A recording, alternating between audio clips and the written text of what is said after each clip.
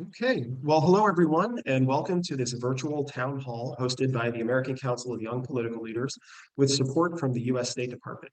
My name is Mike Inganamort, and I'm thrilled to be moderating this discussion. In addition to serving on ACYPL's Board of Trustees, I have the great privilege of being an alum of 3 international delegations with fellow public office holders and political practitioners, Guatemala and El Salvador during the constitutional crisis and gang truce of 2012, Tunisia and Morocco shortly after the Arab Spring, and most recently Mexico City at the height of negotiations over the US-Mexico-Canada trade agreement, also known as the USMCA. In each of these places, economic development issues were always high on the agenda, as well as issues like remittances, migration, and the broad flow of commerce. But the conversation in Mexico was especially dominated by trade. Thanks to the superb facilitation of the American Council of Young Political Leaders and our partners in that dialogue, the US-Mexico Foundation, this recurring exchange has for 3 years now included detailed and exclusive conversations with Mexico's lead negotiator on the USMCA and NAFTA, Ken Smith-Ramos, as well as Tony Garza, the former United States ambassador to Mexico, the board leadership of the Mexican Chamber of Commerce, and the Mexican leads of several multinational companies like Coca-Cola, Audi, Volkswagen, and others. It's no wonder that some of the Americans we came to know through these dialogues in Mexico are now serving at major exporters, at wholesalers, and in the case of one individual, as the assistant U.S. trade representative. Of course, there have been 2 major developments since the USMCA was put into effect: the COVID-19 pandemic and the change in presidential administrations. Both of these events have very significantly changed the conversation around trade in the United States and around the world, not just related to Mexico, but extending to China, the Pacific, and issues related to the supply chain and beyond. So to help us make sense of these major changes and their implications on our everyday lives, we're very lucky to have 2 expert practitioners in this space. Brian Diffell is principal at WTG Global, a division of the Washington Tax and Public Policy Group that focuses on international trade and investment policies. He previously spent 12 years with now Senator Roy Blunt of Missouri in both House and Senate leadership offices with a focus on national security, international trade, and telecommunications, ultimately serving as Blunt's legislative director. Brian was the lead House Majority Staffer during the narrow passage of the U.S. Dominican Republic Central America Free Trade Agreement in 2005, the Iran Sanctions Act of 2006, and the Foreign Intelligence Surveillance Act amendments of 2008. On the Senate side, he was lead staff on the bipartisan negotiations leading to the passage of free trade agreements with South Korea, Colombia, and Panama. Suffice to say, Brian Diffell knows trade. Shane Larson is Senior Director for Government Affairs and Policy, as well as Assistant to the President at the Communications Workers of America, an organization serving more than 500,000 people. He's been at the CWA for some time, previously serving as Legislative Director and Political Director of the organization. Shane's a native of South Dakota, who served in a variety of roles, including Deputy Press Secretary to Senator Tom Daschle. He was also Director of Government Affairs for the Association of Flight Attendants, where he was responsible for a number of legislative victories, including flight attendant certification, legal seniority protections for airline employees in an airline merger, and having the Family and Medical Leave Act guarantee full-time airline employees qualified for coverage. At the CWA, by the way, Shane helped lead efforts to oppose Fast Track and the Trans-Pacific Partnership. Once again, Shane is someone who understands and has a perspective related to international trade. So thank you, Brian, and thank you, Shane, for joining this discussion. I'd like to take a moment to remind folks watching from home that you can enter questions into the chat, and we will keep an eye out for any questions that may come in that way. Brian, I'm going to start with a question of my own, and I'm going to ask the same question of Shane next. As I said at the top, we've seen the change in administrations from President Trump to President Biden, and with it, some major changes in domestic policy and foreign policy. Yet the Biden administration's trade policy does not appear to be a major departure from its predecessor. Is that a fair characterization? And if so, what in your mind is the United States trade policy? Well, thanks, Mike, and thanks for that warm introduction. Really appreciate that. And it's great to be here with everyone and look forward to a good discussion.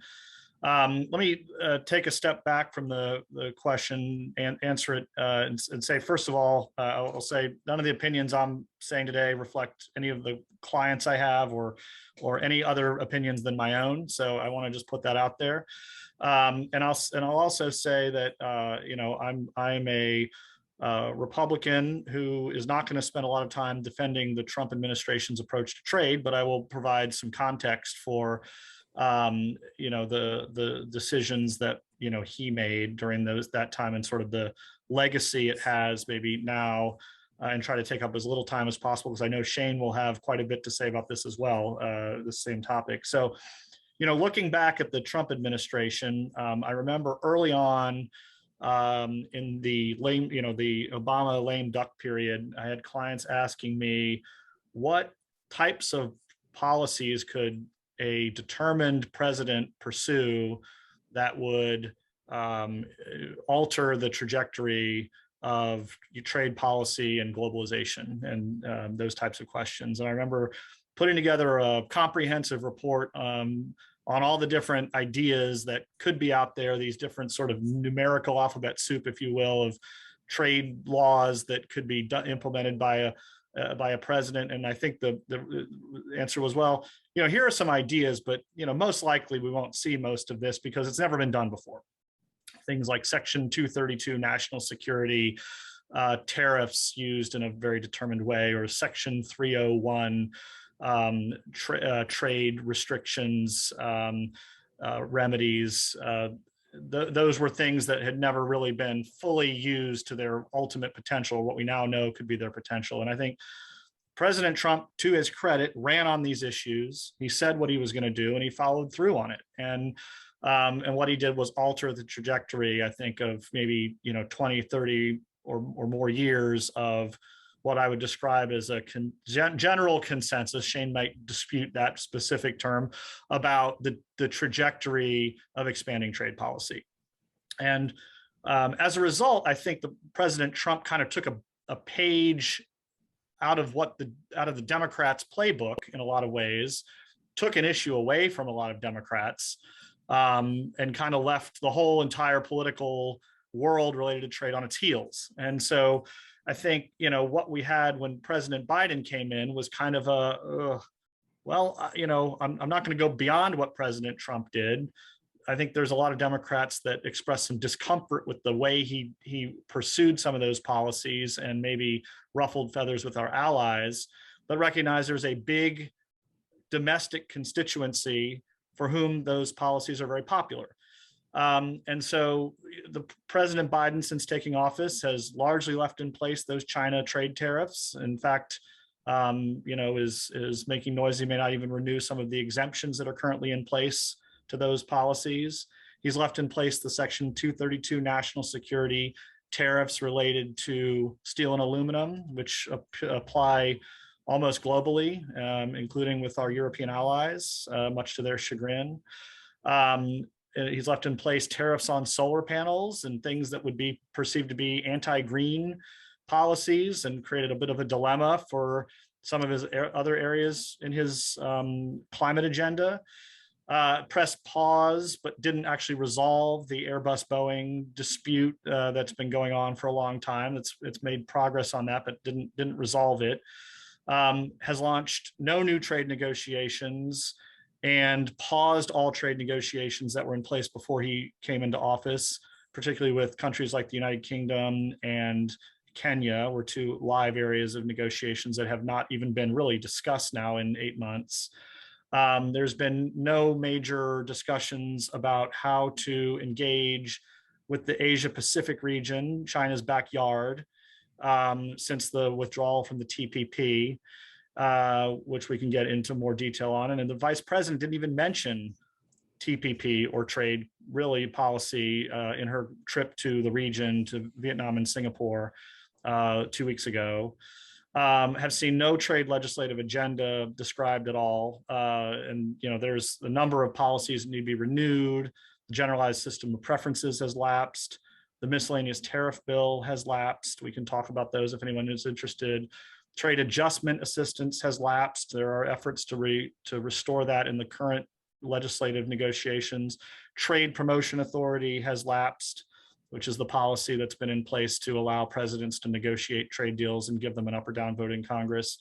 And at this point, USTR is really the only agency that doesn't even have deputies in place at this point. And we can already discuss kind of why that is, but my answer to the question that you have is, I don't know that we have a trade policy at this point. We have a legacy trade policy, and beyond that, I would say we seem to be adrift in terms of what our goals are. I think we have a domestic policy and a lot of domestic policies that are impacted by trade that our trade team at the administration seems largely focused on. And they're calling it the worker-centered trade policy, but it seems to mostly consist of domestic policies that we view through the context of trade. So maybe I'll leave it there, and that's sort of the view I have right now. And I know you're going to ask the same question of Shane, so we can have a discussion about it. Appreciate it, Brian. Thanks a lot, Shane. Brian didn't hold back. We're adrift. There is no trade policy, but before that, there was an emerging general consensus. What say you to that? Would you use the same words? And if not, or if so, how would you describe the United States trade policy today? Thanks, Mike. Thanks ACYPL for doing this. Thanks for inviting me, and thanks Brian and Mike for joining on this. That was enlightening, Brian, and appreciate those views. I would say first, in terms of the 30 years that I've been in DC and have seen administrations up close, I've really become a firm believer in the phrase that personnel is policy. That the people who are chosen to run agencies and to drive policy play an important role. And I think that when it comes to trade policy, I think that it's been pretty clear that there's a consensus that in the choice of Ambassador Tai for USTR, President Biden picked a good person. In an era when she was announced, we're in a very polarized time. I don't need to explain that to anyone here today. But when Ambassador Tai was chosen, there was support from the business community, the labor community, from Republicans on Capitol Hill, and from Democrats. Ambassador Tai is somebody who is a professional, who is focused on U.S. trade policy and making sure that we have good U.S. trade policy to make sure that the U.S. Companies succeed, and especially the U.S. workers who work for those companies are succeeding in the global economy. So I would say that it's pretty clear, and let her unanimous confirmation vote speak for itself, that it's clear that we've got a good person in charge of driving our trade policy. We are coming off of a very disruptive period, both in terms of President Trump and his 4 years in office, in terms of our politics and policies, and also what the pandemic has done. And so I do believe that there is a policy with the Biden administration, and I think that the administration is getting it right. To Brian's point, there is a focus on domestic policy as part of our trade policy, and trade policy is part of our domestic policy. The two are very, very intertwined. If our roads and bridges and ports are crumbling and not up to speed, our internet connections are not up to speed, how can we compete globally with other countries that are investing in those? If our workers don't have a quality education or have access to paid leave like the rest of the world, how do US workers compete on a global scale? If we're not prioritizing a green economy with US production and less of a reliance on carbon, how do we succeed in a global trade environment? So to us, it all fits together, and it's absolutely critical. And so we've been very encouraged that in terms of US trade policy, that this administration, instead of putting corporations and corporate profits at the center of the trade policy, the workers who are impacted have been put at the center of that trade policy as well.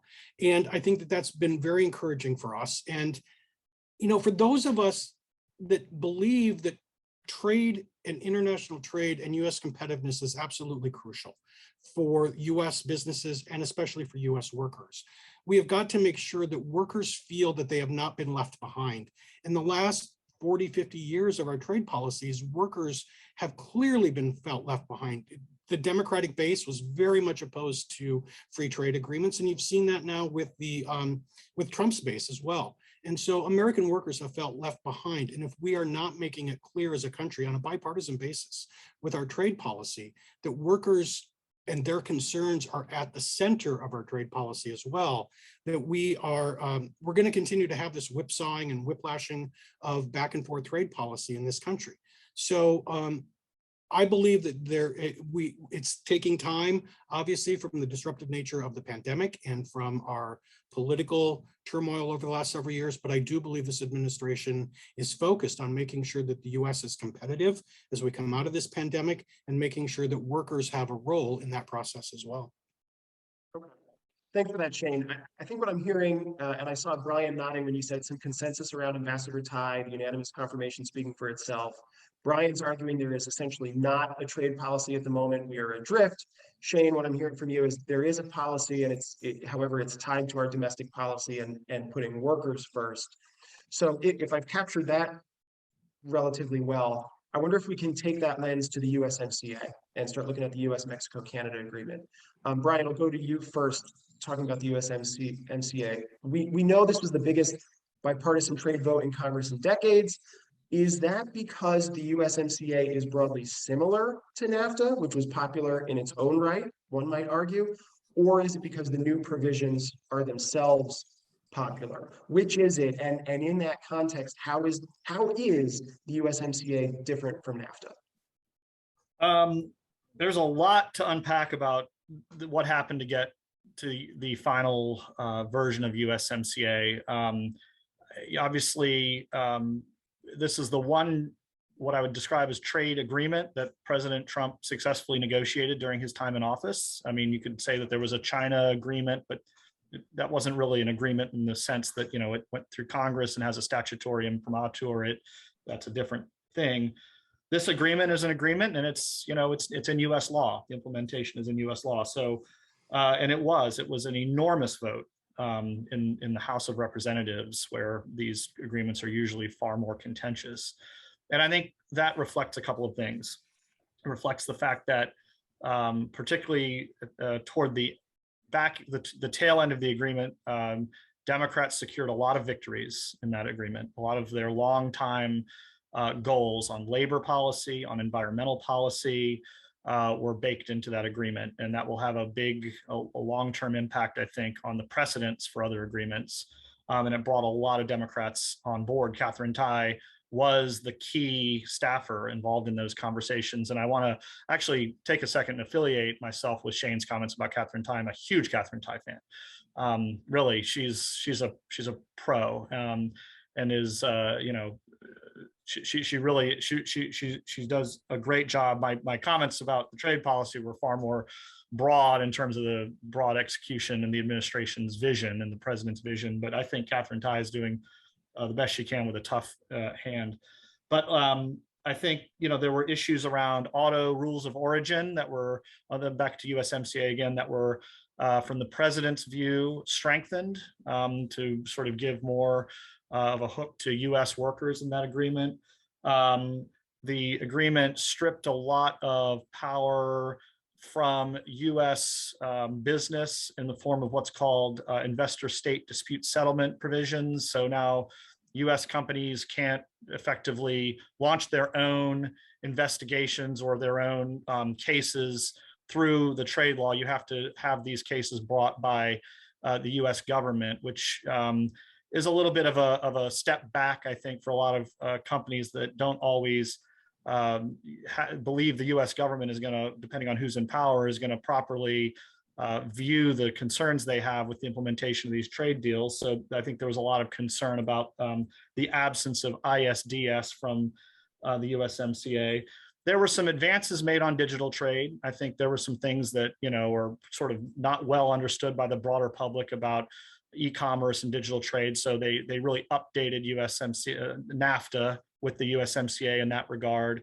So that as it all kind of came out in the wash, I think what you had was an agreement that looked a lot like an agreement Democrats are very happy with overall, and an agreement that President Trump supported, therefore a lot of Republicans supported. And I think that explains sort of this broad bipartisan vote for that agreement. You just didn't have a lot of they had Republicans that were kind of like a little bit taken aback by some of the things that were given in that agreement, but they weren't going to vote against the president. So it was this sort of, and I can't quite anticipate how that's going to impact if and when we do another trade agreement, what it will look like. Because my guess is some of those labor and environmental things that Republicans are iffy about will appear again. And if it's done by a Democratic president, what attitude they'll have about that. So those are some open questions to your question, Mike. But overall, I mean, the agreement is now implemented. You're seeing a lot of action, particularly around labor policy and US companies that are operating in Mexico being looked at for labor policies in that region. And I think there's almost a tug of war going on between the two parties about who's responsible for these enforcement provisions that were included in the deal that are now being implemented. Republicans say, well, this was Trump's top priority, is getting better enforcement. Democrats saying, well, the enforcement never would have been as strong if it weren't for these changes that we made. And now, so that is the emphasis right now, is enforcement, and will be now for quite some time. So I'll stop there. Right. I think, Brian, that was really solid analysis, and I think a really good explanation for why it was such a strong bipartisan vote. And I think I saw Shane nodding his head to that point as well. So Shane, I'll follow up with you. Did the new provisions in the USMCA, is that what sealed the deal for a lot of the Democratic members of the House in particular, let's say, and specifically members of the CWA? And if so, or if not, do you think these new provisions around labor, environment, and so forth, are they going to be included in existing trade deals or future ones? That's a great question. And I agree with a lot of what Brian said. The Trump administration deserves credit for getting a good deal through. I would, though, say that President Trump doesn't deserve as much credit as Ambassador Lighthizer does for getting that done. From our perspective, and I can't believe that I'm saying this, but Ambassador Lighthizer was a breath of fresh air for us as a comparison to Ambassador Vroman, to be honest. Ambassador Lighthizer invited us to the table from the beginning to try to hear labor's concerns about what could he do to try to get labor to yes on trade agreements. When we were at the table with Ambassador Vroman, it was basically to be lectured to. So that was a great change for us. And Ambassador Lighthizer was very diligent in making sure that labor's voice was heard in that process. And congressional Democrats, I think, did a really great job of trying to make sure those provisions were included in there. If I could, for a minute, Mike, just kind of dig into why we think these provisions have been really good so far. And to answer your question, they have been successful from our perspective. And we do think that from CWA's perspective, things could always be improved and we could always build on.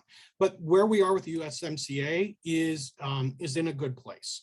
And it could be a template down the road for future trade agreements.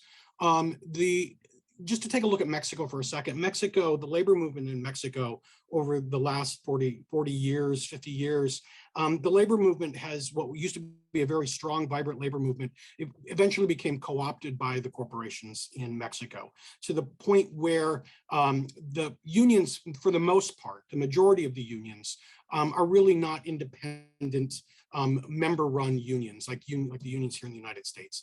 The unions there in Mexico are what are called protection unions, where they have a business relationship basically with the corporations, where they agree to a union contract that the workers never see and never get to vote on. The workers, there's no transparency for workers in union elections, et cetera.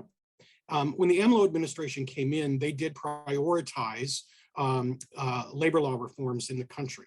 And that was an important step forward. And this is one thing where our trade policy, we believe, could be used to try to improve working conditions for workers globally. It was the threat of Mexico losing access to the US market by President Trump potentially pulling out of NAFTA that forced them to prioritize those labor law reforms. It was campaign rhetoric for AMLO, but in office, we were getting indications that he really wasn't going to carry through with it.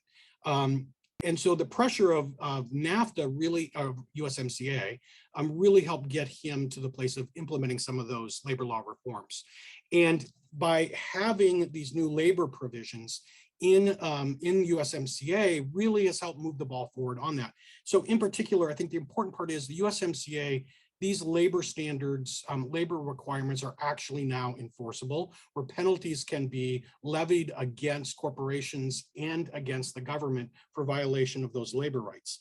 So they're actually enforceable. There was a good friend of mine in the labor movement has a saying that prior to this, corporate trade labor violations resulted in sanctions, labor law violations or labor violations resulted in recriminations. So now actually we have an actual hammer here to go after them. And we're seeing it play out in just, there have been two really good cases in just the last year where this new rapid response mechanism for labor violations has been put into effect. And what we've seen is, first, there was a case of a General Motors plant, which was run by a protection union there, where they held a vote on a contract for the workers to be able to vote on. The ballots were put in an office. It was broken into in the middle of the night, and all of a sudden the no vote, the yes votes won. Because of USMCA, they had to have, the ILO came in and ran a clean election and a fair election there. And the workers voted no against the protection contract. And so those workers now have an opportunity for to have a truly representative union representing them. And then there's another case that resulted with Tridenx, an auto parts supplier, where there was long story short is there will now be an election to have a free independent union to represent the workers there. They'll have an opportunity to choose for themselves. So there's so much more that can be done, obviously, but we think these are all important steps in the right place. It's an example of where our trade policy and our trade agreements can help level the playing field. From CWA's perspective, I mean, again, as I said at the beginning, we think we can always do more. We believe that we should explore more of sort of cross-border bargaining rights. CWA has a lot of members at AT&T. AT&T has employees direct employees in Mexico and in the United States. We believe that the Mexican unions and the US unions should be able to sit down with AT&T and bargain collectively to make sure that the AT&T in this case is not pitting the US workers against the Mexican workers. So, but we believe this is a good first step.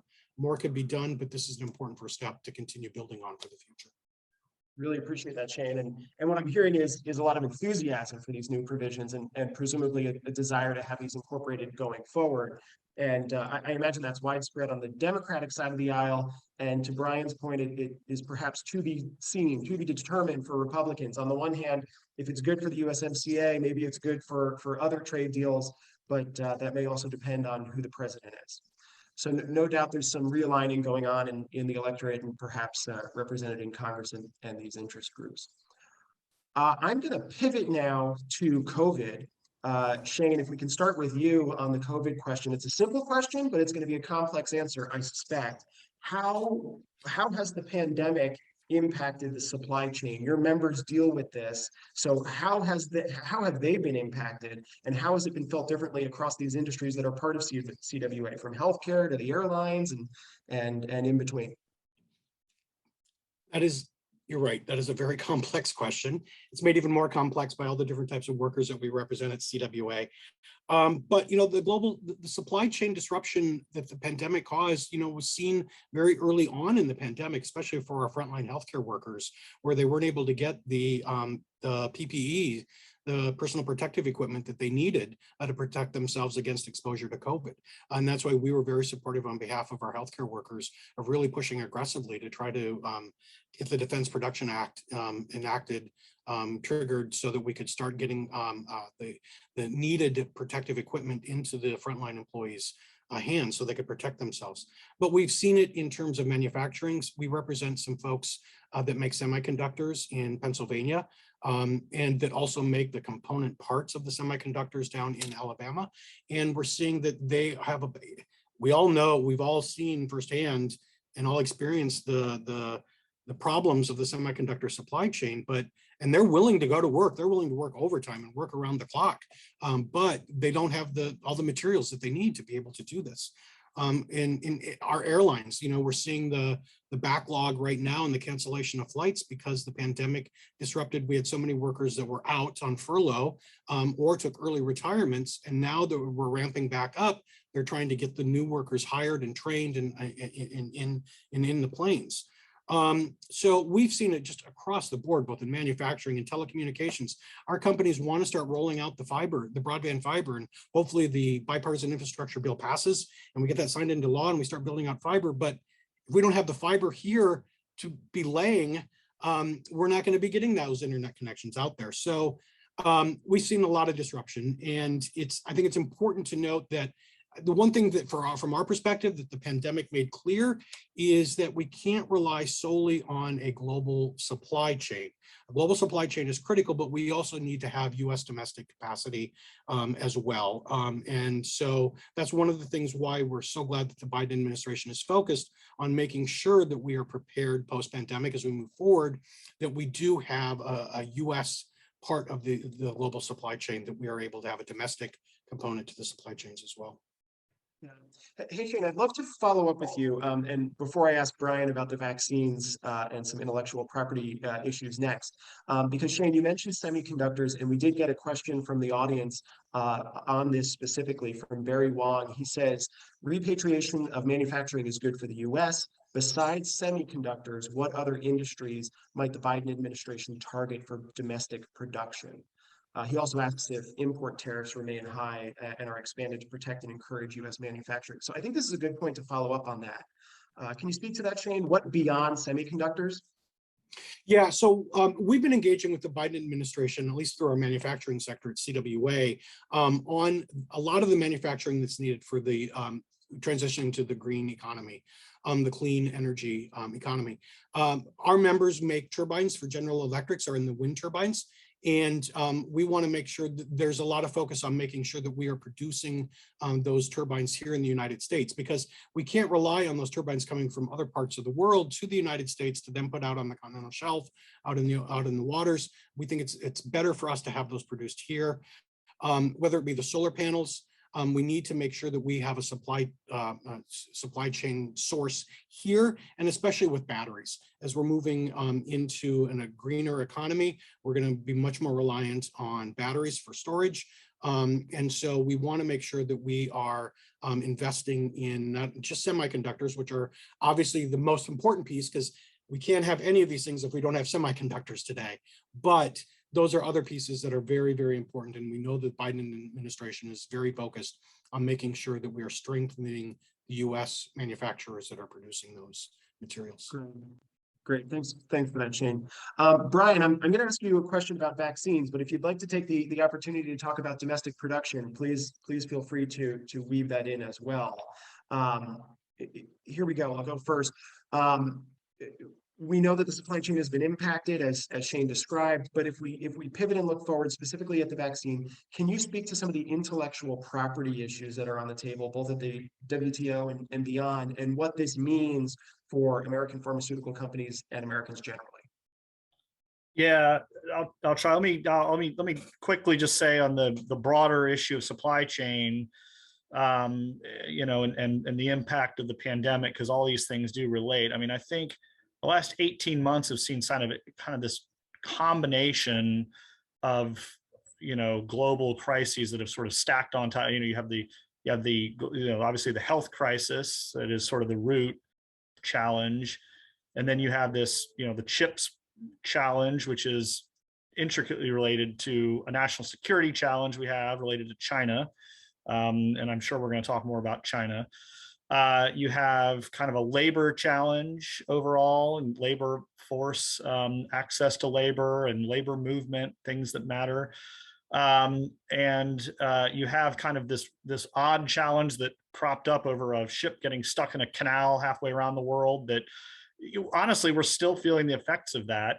And then sort of this, the kind of tariffs that have been now on and kind of came around a couple of years before, but were kind of coming into their own, that were beginning to disrupt the way that Americans buy things from overseas, from a more China-centric focus to a, you know, broader Pan-Asia and maybe even more hemispheric focus on how we buy things. All of that stacks on top of each other to create a ton of disruption. I think actually where we are today speaks a lot to the resilience of the global supply chain. given all of those challenges and the efficiencies that, you know, have been introduced to it.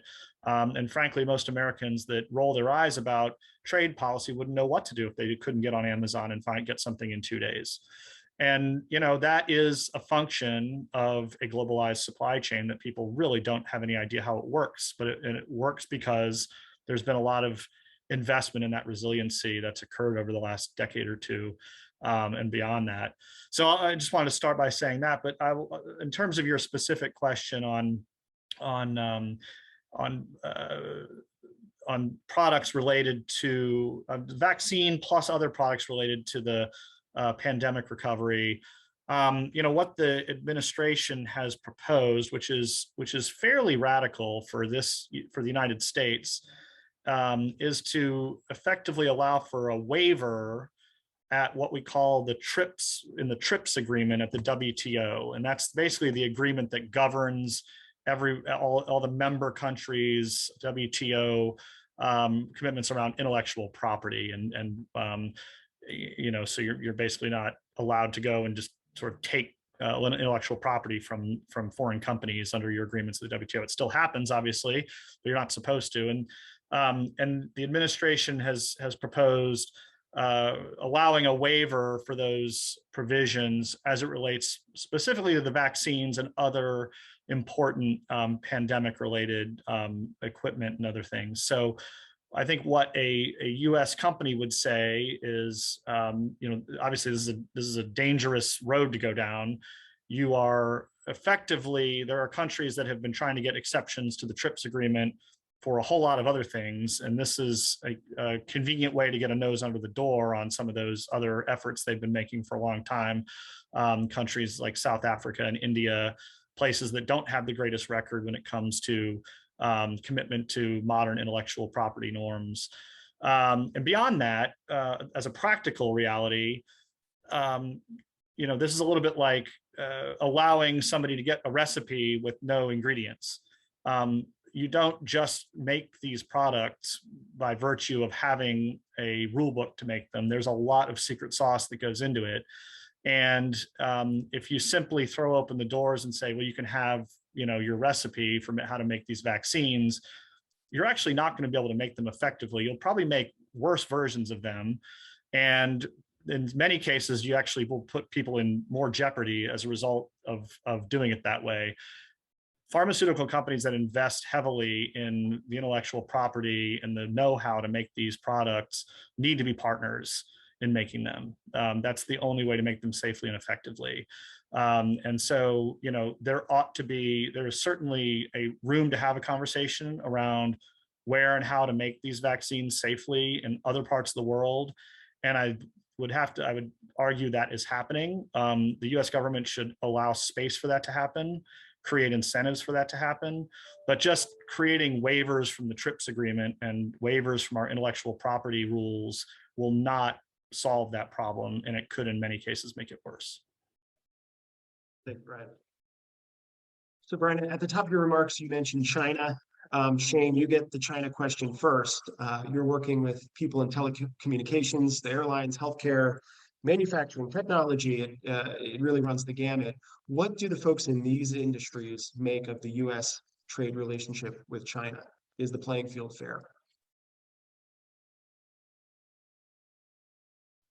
Shane, we got you on mute. Yeah, no, sorry about that. I think that the one common denominator across all the industries that we represent at CWA is that there is not, our employers, that there is currently not a level playing field with China across the board, whether it be intellectual property protections that Brian was talking about, whether it be in terms of the forced labor that's happening in Xinjiang province, with the forced labor, the Uyghur concentration camps there and the solar panel productions that are happening, that it is not a current level playing field. And in terms of access to the Chinese market, that continues to be a problem, and especially with state-owned enterprises. You know, we have seen what has happened with a lot of the semiconductor manufacturing that Brian talked about as well, of of how that we do not have a level playing field at the end of the day, and that we would like to have a level playing field because we believe, CWA members manufacture GE wind, the jet engines, commercial jet engines. We believe they're the best damn engines in the world, and we want to be able to sell more of those across the world. But we need to make sure that we have a level playing field. And one of the things that, this is one of the things that we've heard from numerous administrations, both Democrat and Republican, that we've not seen properly addressed from our perspective, which is the currency manipulation by the Chinese.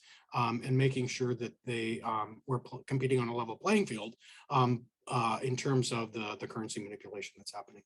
So we don't believe that it's a level playing field, and it is a major problem. Thanks, Shane. Well, same to you, Brian. How would you go about describing the trade policy toward China? And might this be an opportunity for you to speak to a topic that I know you're particularly interested in, decoupling? Yeah, this topic of decoupling, this is for those that aren't familiar with the term, this is the idea effectively that, the United States and China can more or less decouple their economies, and toward the ultimate end that the U.S. needs to have no reliance at all on Chinese production. And that is an idea that has taken hold in both parties. I think it's has a lot of support. There are smart people that support it. I personally think that the reality is a lot more nuanced than that. I don't think that that's a realistic policy outcome, but it is not something that is altogether outside the mainstream at all anymore. I think if you look back 20 plus years now, at the debate that was going on around our relationship with China at the end of the Clinton administration and the beginning of the Bush administration. Those are two administrations that shared a vision for what U.S.-China trade relations should be. And Bob Zoellick famously, Ambassador Zoellick, the USTR under President Bush, famously said that the goal was to make China a global stakeholder in trade, and that was the basis for providing China with permanent normal trading relations, and followed by access to the WTO. If you speak to a lot of policymakers who lived through that period of time, there is a lot of people will say it was one of the big mistakes they feel like they worked on during those years, that policy outcome did not nearly match the hope that, at the time, a lot of people put their hope in. There were a lot of people that warned about that too, that this was not going to be a policy that ended well for America. Again, it's hard to sort of, nothing is perfectly black and white. I think there have been, in some cases, some good things have come out of a relationship with China. And for many years, it did appear that China was headed in a more positive direction in terms of its relationship with the world. I think the last 7 or 8 years have been a divergence from that, and we'll see whether that remains the case or not. But right now, it is a very messy relationship, to say the least. China does not play fairly. It's almost a cliche at this point. It's a non-market economy that tries to utilize that designation when it's to its advantage, and then disregard it when it's to its disadvantage in the trade rules that exist in the world. They play it both ways. They have a lot of policies that encourage other countries in the region to send products here using the same sort of non-market subsidized policies that they themselves have in their country, with the result that anti-dumping and countervailing duty cases and enforcement cases have exponentially increased over the last 10 or 15 years, resulting from those China trade issues. So I think Shane and I would probably both agree that not to put words in your mouth, Shane, but a good U.S. trade policy is based on enforcing the laws that are on the books. We may not always agree on exactly what those laws ought to be, but if they're on the books, they ought to be properly administered, and that builds confidence in people.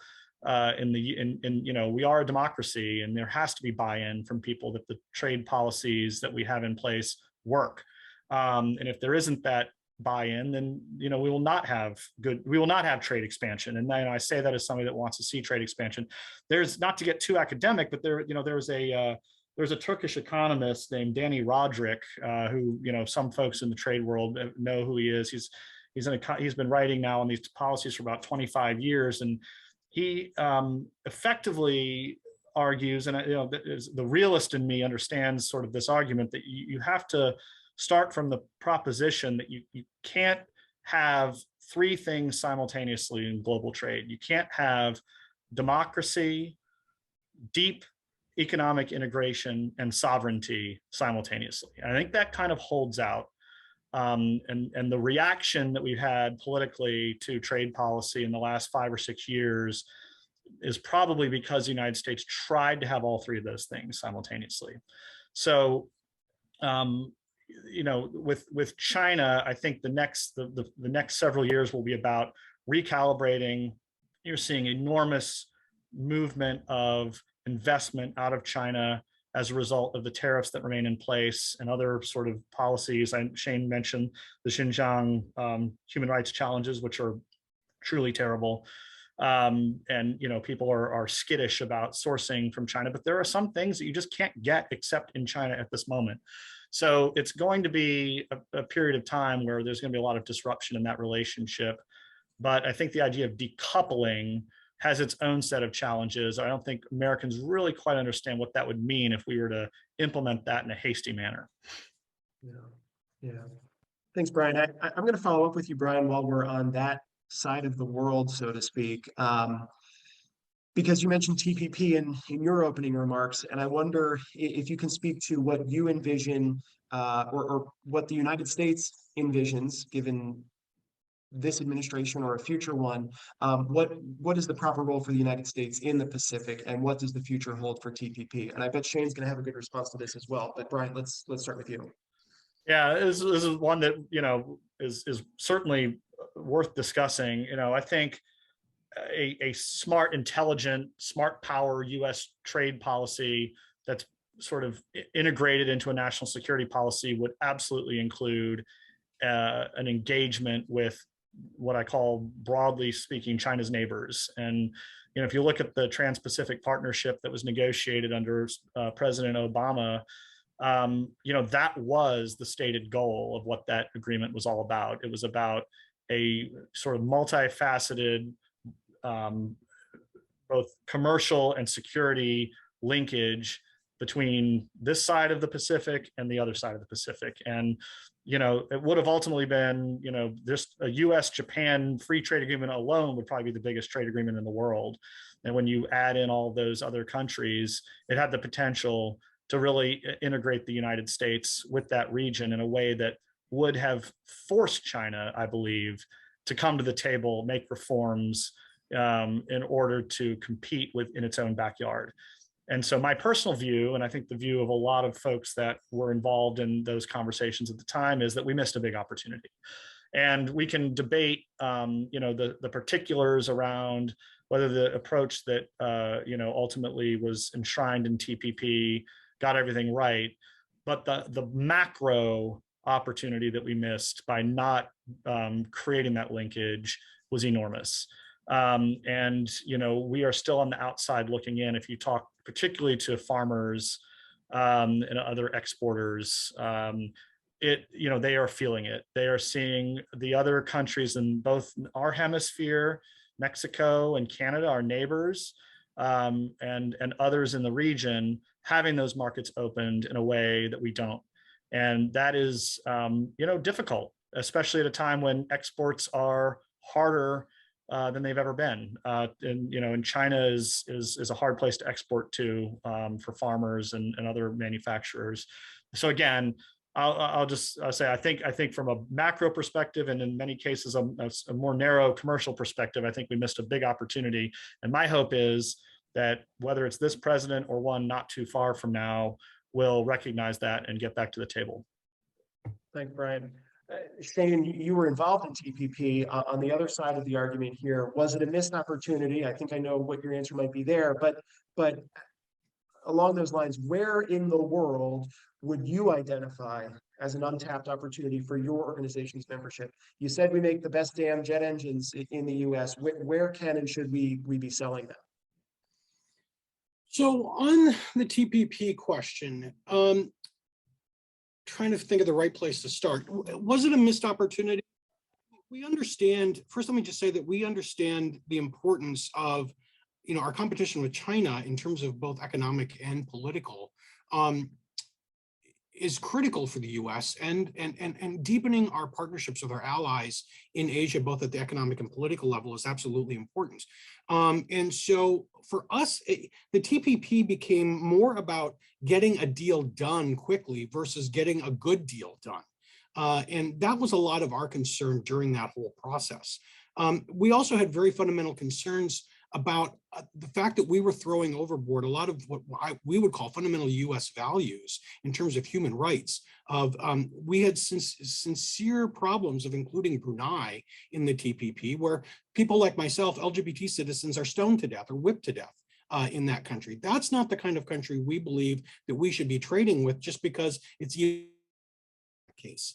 The Philippines right now, I mean, I know they were not part of the TPP, but the Philippines right now, where we have a brutal dictator in terms of cracking down. I mean, he's duly elected, yes, but he's violating fundamental human rights, where I have dear friends that I've met and spent time with in their homes in the Philippines who are labor leaders who are now in deep hiding because they are on a target terror. They're on lists as being terrorists and are being hunted down by the government. So there were deep concerns about the governments and the countries that we were including in the TPP. And again, it was a night and day difference for us from the Obama administration and Ambassador Froman and Ambassador Lighthizer. We could have potentially got to a better place where we would have felt more comfortable with the TPP, like we did with USMCA, by having a seat at the table, by talking about the need for enforceable, meaningful labor standards in the TPP. So we could have potentially got there. I think that, the reality is that, as I said before, if we are going to have successful and I think durable trade policy and trade agreements in this country where trade doesn't become a political issue, is that we need to make sure that American workers feel like they are front and center in these trade agreements. And that was not there for the TPP. And that's why we're hopeful that the Biden administration, by focusing as much as they have been on using the USMCA and those labor provisions there to demonstrate that they're cracking down to try to improve labor standards in Mexico, which has a direct impact on US workers, that there is an opportunity to move forward. We do think, and we do agree with the Biden administration, that we need to take a pause right now and make sure that we get it right. We need to make sure that we build back better here in terms of our infrastructure and in terms of our global competitiveness, whether it be education and, as I talked about it earlier, budget policies, et cetera. So that being said, there was a missed opportunity, I think, with the TPP. It was a missed opportunity to get good trade policy right. The fact remains that we still need to continue engaging with Asia. You're right. To your question, Mike, about future agreements, as I said, we think that we're in a point where we need to take a pause. We need to make sure that we are demonstrating to American workers that their concerns are front and center, that this is not, that trade agreements do not mean lost jobs for them, but in terms of economic opportunities. And, I think that, again, speaking just for myself, not for my organization, is that looking at the UK trade agreement or with going back to the EU trade agreements, those are places where they have higher standards than we do in terms of consumer protections, or especially in terms of labor rights. We're seeing this now in the case of Luxottica, which has great labor employment records in Europe, but they're coming here to the United States, taking advantage of our low wages because of not having a increased minimum wage, especially in the southern states, and weak labor protections for workers. So we think that might be an opportunity for us to try to raise labor standards on a global scale and help raise standards here in the United States, where we're the downward pressure in those countries. Yeah, thanks, Shane. And what you've described, that was a great answer to a open-ended question, and we can probably do an after show on TPP alone. We'll have to do that. But this is going to be my last question. It's PTSD for me on some levels. Well, I think what I heard you outline are some next steps for the immediate term. I mean, what's on your punch list for the next, let's say, 3 years, the 4 years of the Biden administration, let's say? I think that it's really making sure that we're making USMCA work in terms of the labor enforcement pieces there to demonstrate that it can be done and can be done right. Again, building back better here to make sure that that American workers can compete, that we can make sure that we are competing on a level playing field globally. Sorry, I lost my last thought there. The punch list. Making sure what we have is working. And you know, Brian raised this earlier you know, the TAA, Trade Adjustment Assistance, has expired. That's another program that we think we need to go back and take a strong, hard look at. Is that, you know, in terms of global trade, there are workers who will lose their jobs here in the United States. And we need to make sure that it's more than, as the former president of the machinist workers used to call it was burial insurance. We need to make sure that we've got a good trade adjustment assistance program in place for, you know, one of the great things that the Obama stimulus program did was expanded trade adjustment assistance for workers impacted who weren't necessarily from trade from a FTA country, a free trade agreement country. And we saw a direct benefit of call center worker members at CWA represented, where call centers were offshore to the Philippines, for example, or India, who were able to take advantage of TAA assistance to go back and get medical training on, to get higher training on, skills training on medical issues, nurse practitioners, you know, to be able to build on their skills for where the jobs of the future are and where we need the job shortages here in the United States. You know, it'd be great. The New York Times today had a great article about, you know, we're going to be building back, if this bipartisan infrastructure package passes, we have a huge job shortage in terms of construction. And those are things, so rethinking trade adjustment assistance would be another really critical piece for the future in terms of really our moving forward on future trade agreements. That's great, Shane. Brian, last question for our session here. What of the items that Shane has mentioned are on your punch list, and what would you add? Well, thanks, Mike, and great for that. Again, thanks for a great discussion. This really has been fun, and I've enjoyed it, hearing Shane's perspective, and hopefully we can continue it over beer sometime. But I would say, you know, my punch list is, you know, I'm a realist. I know where we are today. I mean, I think the statistics bear out that a robust global trade environment creates more jobs than it destroys.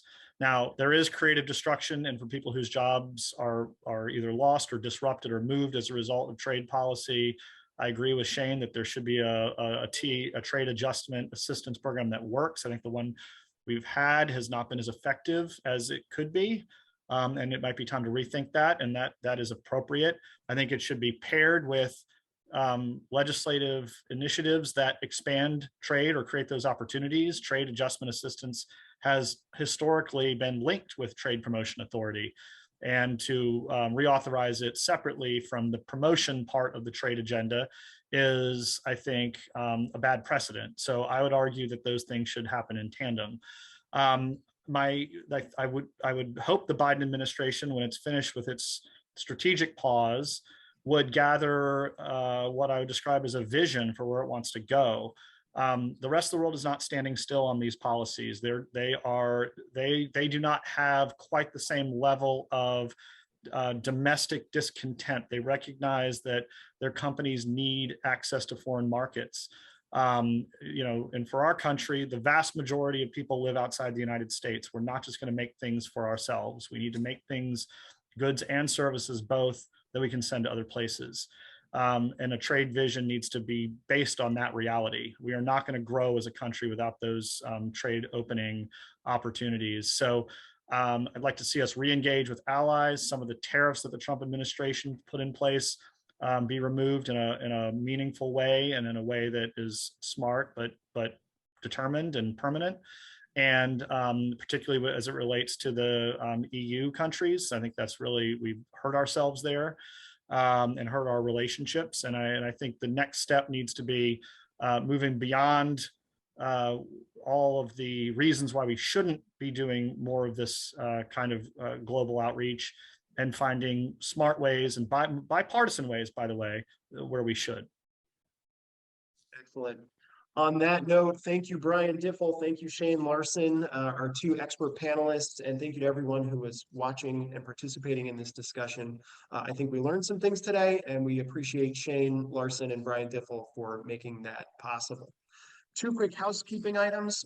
First, as ACYPL's work has pivoted to virtual engagement during this pandemic, it is vital that we measure the impact and effects of the virtual town hall series for our funding partners.